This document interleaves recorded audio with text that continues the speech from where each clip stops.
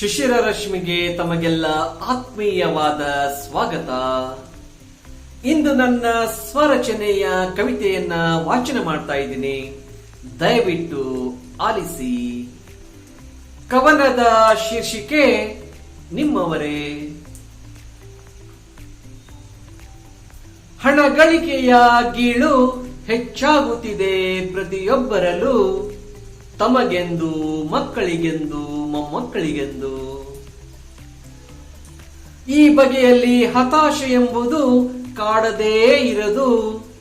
ಅದೆಲ್ಲವನ್ನು ಬದಿಗೊತ್ತಿ ಕಾರ್ಯಪ್ರವೃತ್ತರಾಗುವುದು. ಹಣಕ್ಕಾಗಿಯೇ ಬದುಕೆಂಬುದು ಎಷ್ಟು ಸರಿಯಾದುದು.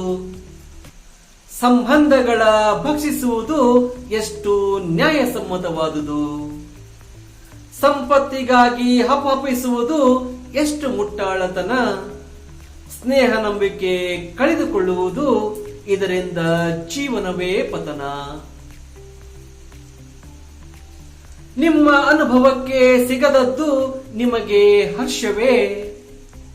ನಿಮ್ಮದೆನ್ನುವ ಸ್ವಂತ ಸುಖ ಶಾಂತಿಯ ಅರಿವಿಲ್ಲವೇ. ಇರುವಷ್ಟು ಆಯುಷ್ಯ ಗಳಿಕೆಯಲ್ಲೇ ಕಳೆಯಬೇಕೇ. ರೋಗ ರುಜಿನ ತುಂಬಿಕೊಂಡು ನರಳಿ ಕೊರಗಿ ಸಾಯಬೇಕೆ. ಶ್ರೀಮಂತರ ಜೀವನವೇ ಹಾಗೆ, ಕೊನೆಗೆ ಯಾರೂ ಜೊತೆಯಾಗಲ್ಲ. ಗಳಿಸಿದ ಯಾವ ಗಳಿಕೆಯೂ ಹತ್ತಿರ ಸುಳಿಯಲ್ಲ. ಒಂಟಿಯಾಗಿಯೇ ಕೊರಗಿ ನೋವುಗಳ ಜೊತೆ ಸೆಣಸಾಟ. ಮನ ಚುಚ್ಚುವ ಮಾತುಗಳಿಂದ ಕೊನೆಗೆ ಹೃದಯಾಘಾತ. ನಿಮ್ಮ ದುಡಿಮೆಯನ್ನು ನೀವೇ ಅನುಭವಿಸಿ ಕೈ ತೊಳೆದುಕೊಳ್ಳಿ. ಅಂತಸ್ತು ಮಾಡಿರುವಿರಿ ಅನಿಸಿದರೆ ಅದು ನಿಮಗೆ ಆಪತ್ತು.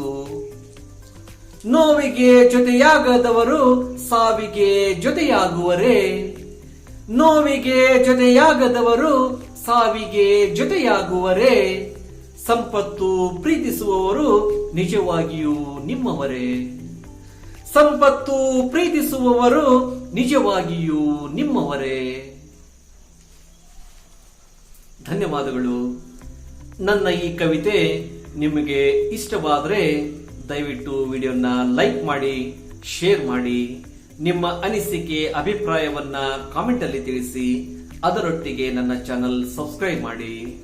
ನನ್ನ ಈ ಕವಿತೆಯನ್ನು ಆಲಿಸಿದ್ದಕ್ಕಾಗಿ ತಮ್ಮೆಲ್ಲರಿಗೂ ಅನಂತ ವಂದನೆಗಳು.